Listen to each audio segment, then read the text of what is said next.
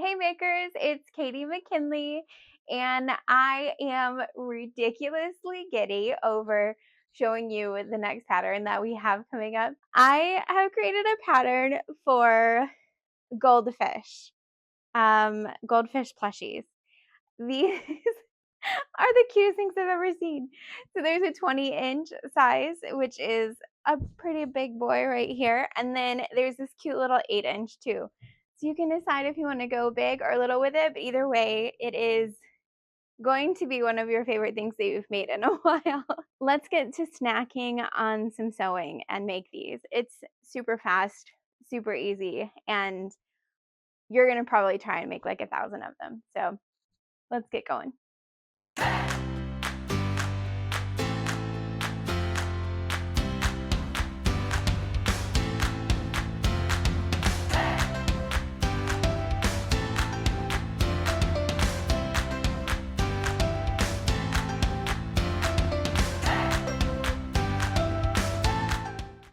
Okay, I'm ridiculously excited to get this project going with you. It's super easy, but intensely cute. Is intensely cute a phrase? So for the Goldfish Plushie pillow here, we are going to need very few things. First, you're going to need your pattern piece, and this, I have two different sizes that I made. The small is an 8-inch plushie, and then there is also a pattern piece for a 20-inch plushie. They both have half-inch seam allowances built into them, so they will turn out to be the same shape, just, different sizes. You will need 2 pieces cut on the folds of both the large and the small size. They go together the exact same way. I'm just going to do the small one since it fits a little bit easier on my table. So we need 2 pieces cut on the fold of the goldfish. You're also going to need some fiberfill. You can supplement fiberfill with like old scraps of fabric if you want to cut it up and put it in there. It does make it a little heavier. I tend to just like fiberfill, but that's completely up to you. And then we will also need, you're going to need a regular sewing machine to sew around the outer edges, but you're going to need needle and thread to stitch up the opening for when we turn it. And you're also going to want, this isn't embroidery floss. I'm not even sure what kind of thread this is. It's just a cotton thread. Embroidery floss or cotton thread in the same color as the goldfish, so we can add the mouth and eye detail, and obviously some scissors and clips and pins. So let's get moving. The pattern is relatively easy. We should breeze right through it. I'm pretty excited. I think you're gonna die at how cute these are. So you're going to take one of your pattern pieces with the face up, and you're going to place your second pattern piece right on top with the right side facing down, so the right sides are together. And maybe cut a little less sloppy than I did. I'm going to throw some clips around the outer edge here. We are going to be stitching, I left a 1/2-inch seam allowance for all of these, both of these patterns. I feel like it's easier, especially if you're going to work with fleece, to have a little bit more room, and then we can just trim the seams when we are complete with our sewing. So here we are, we've got it all clipped together so it doesn't budge while we go to run it in our sewing machine. And we need to turn these pillows, these plushies. So leave about, and I always try and pick like the longest, like non-curved edge. So usually I'm going to be doing it kind of around where we're going to be adding the mouth. On the small one, leave like I would say about a 2-inch opening. For the larger one, you can go a little bit bigger because there's more to turn. So maybe, a 3 or 4-inch opening, but make sure you leave an opening, and we're going to stitch all the way around. One thing I do want to remind you of is that when you're stitching all of these pieces that have like really kind of funky shapes to them, make sure you're getting all the way into the seam allowance. And what I mean, actually, let me grab a marker. Let's see if we can see on here. What I mean by that is I want, in order to retain the shape, to get the shape that it's supposed to look like, we want to make sure that we are using the full seam allowance. So let's pretend this is exactly ½ inch. Obviously I'm eyeballing it here. We want to go, at this point, we want to make sure our point is ½ inch away from there. And that's all the way around. So we want to go all the way in on our stitching and make sure we're getting the full seam allowance. So when we are done sewing, the shape is as intended. So again, just make sure you're taking the full ½ inch seam allowance on both of these pieces. All right, we've got it all stitched up. And our next step, I highly recommend doing this. If you skip it, I think you're gonna feel really sad when you turn when you turn and your tail is looking a little funky. Make sure you take a pair of sharp scissors and you go into, clip into all of the corners that we just stitched. Don't cut through your thread. Make sure you're not cutting through your stitches, but go all the way into it. So when we turn these tails, they are a lot, well, the points point, because otherwise if the fabric was still here, it would have a hard time stretching, and this shape would end up being more of a lump than anything. You can also go through and trim down some of that extra bulk that is in the seam allowance. Again, I did a ½ inch seam allowance because I thought it would be easier for people to be able to sew with these thicker fabrics. But when we turn these, because there are so many curves involved in the shape, it might be a good idea to go through and trim them all down. Just make sure you're not cutting through any of your stitching. Otherwise, you're going to have stuffing coming out of everything. So here, we're going to go and just cut down all of the seam allowances. I have to tell you, I still love Goldfish snacks, but when my son, who's 13 now, that was one of our favorite snacks to keep in the house, and I think he would have lost his mind if we would have made these for him when he was little. Kind of feel bad I didn't think about it 13, I guess not 13 years ago, but you know, a while ago.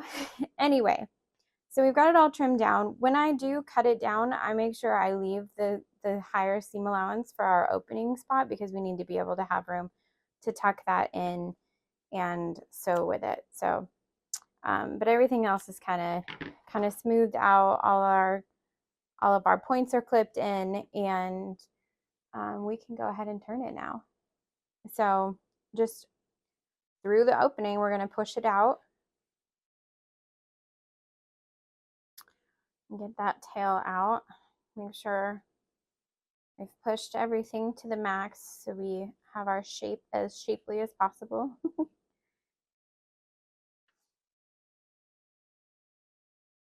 And again, see, if we hadn't trimmed, if we hadn't clipped into those corners, this tail would have been a lot lumpier and not as shapely as it is now. So really want to make sure you turn those out. And okay, it's pushed out as much as we can get it for now. It's turning out to be a little cutie, huh? Now, how much you fill is completely up to you, but I always recommend to not overstuff any of these little plushies. They're meant to be more flat with just a little fluff to them. So, but if you want it to be a little more poofed up, you can do that. It's your creation. It's up to you. But I always start in the tail and kind of just make sure I've got that fully filled. It's not really a phrase. And then here we go. And I kind of make sure that it's as even as possible everywhere. And then I go and fill in the body. Obviously, the 8-inch goldfish and the 20-inch goldfish take a different amount of stuffing. Sticks much less, but it is filled the same way. And push everything out and just make sure that it looks how we want it to look. I think I'm pretty happy with that. Could have probably done a little less, but looking pretty good here. And so next we're going to, we need to close up this opening. If you want to, I suppose you could take it to your machine and stitch it. There would be an obvious line there. What you need to do here, if you want to do it the proper way, no one likes doing it the proper way, right? I sure don't. I'm not a fan of hand stitching, but sometimes it just calls for it.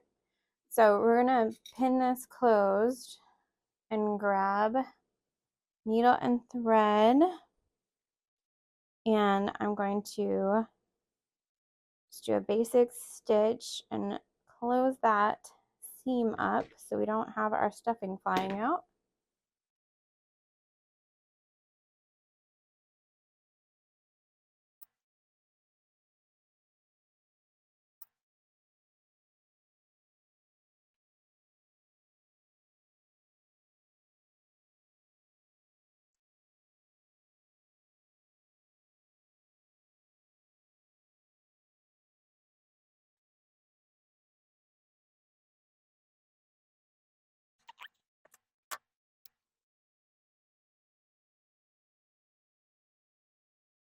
And just kind of move all your stuffing around and get it so it's even everywhere once you're all closed up.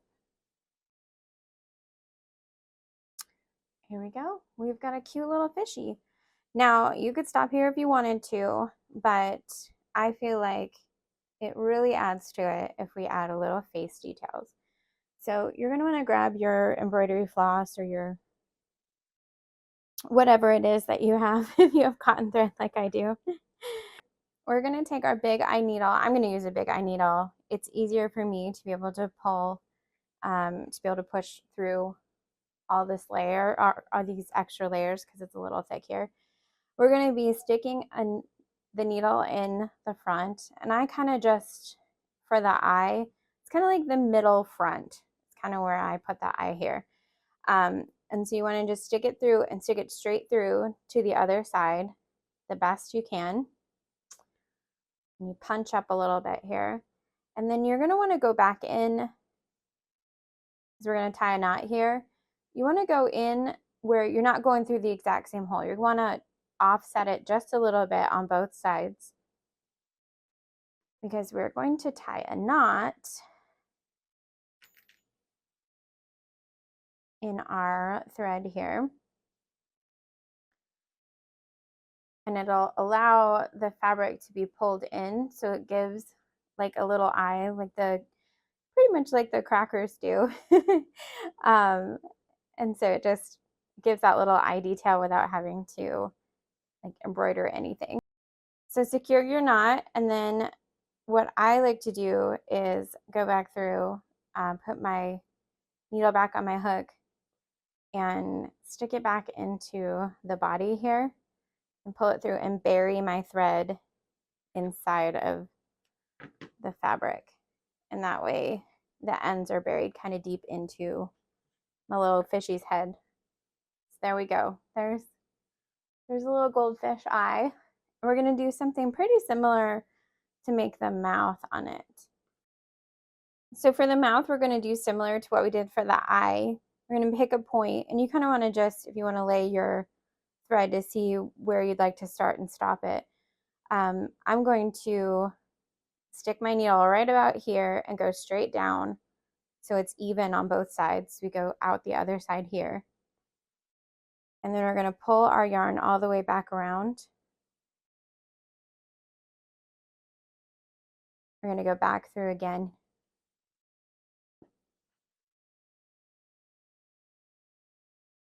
And then we're going to come back up just slightly off.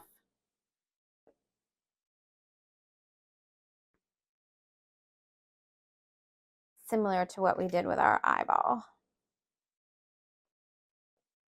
And then tie it off in a knot so it kind of pinches that mouth just a little bit to whatever level you want. And that looks pretty good to me. I'm going to tie this in a knot to secure those.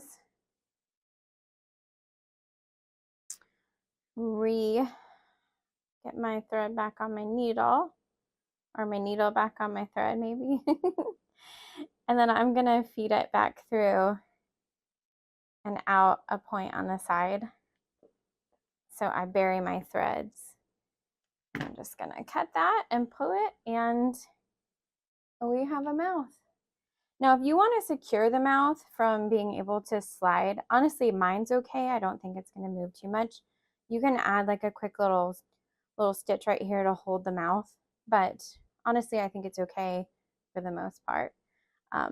Again, you need it, put it in there. Otherwise, you have a completed little goldfish, and I am absolutely just smitten with how these turned out. So here is, you can barely fit in the frame here. Here's our 20-inch and here's our 8-inch. And I think both are equally adorable. I am kind of dead over them. I hope that these are a hit for you. I think they're going to be well loved by children and adults alike. If you make some in the fun colors, I'm trying to think of what the pack is that my my son used to like. I think it had red and green in it too. How cute would it be to have a little school of goldfish?